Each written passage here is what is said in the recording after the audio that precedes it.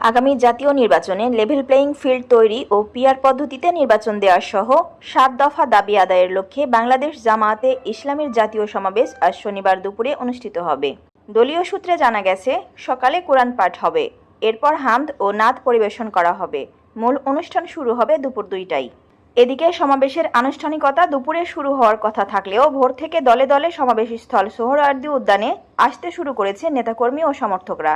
গতকাল রাতেও অনেক নেতাকর্মী সোহরাওয়ার্দী উদ্যানে জড়ো হন। রাজধানীর ফার্মগেট, কারওয়ান বাজার ও শাহবাগ ঘুরে দেখা যায়, হেঁটে দলে দলে সোহরাওয়ার্দীতে প্রবেশ করেছেন কর্মী সমর্থকরা। কারো মাথায় কাপড় বাঁধা, কারো হাতে দলীয় পতাকা, আবার কারো হাতে বাংলাদেশের লাল সবুজ পতাকা।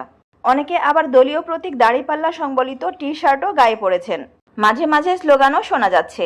জামাতের কর্মীরা জানান, ৭ দফা দাবি আদায়ের লক্ষ্যে সমাবেশে যোগ দিচ্ছেন। সেই সঙ্গে দলের শীর্ষ নেতাদের দিক নির্দেশনাও শুনবেন তারা। জানা গেছে, জামাতের সমাবেশ ঘিরে কর্মী সমর্থকদের জন্য পথে ১০,০০০ বাস ভাড়া করা হয়েছে। সেসব বাস শুক্রবার রাত থেকে নির্দিষ্ট স্থানে এসে থামছে।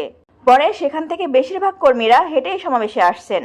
এদিকে কর্মীদের নিয়ে ৩০টি লঞ্চ সকাল থেকে সদরঘাটে ভিড়েছে। সেখান থেকে বাসে কিংবা হেঁটে সোহরাওয়ার্দীতে আসছেন তারা। আবার রেলপথেও আসছেন কর্মীরা। সমাবেশে নেতাকর্মীদের আনা নেয়ার জন্য জামাত ইসলামকে ৪ জোড়া ট্রেন বরাদ্দ দিয়েছে বাংলাদেশ রেলওয়ে কর্তৃপক্ষ।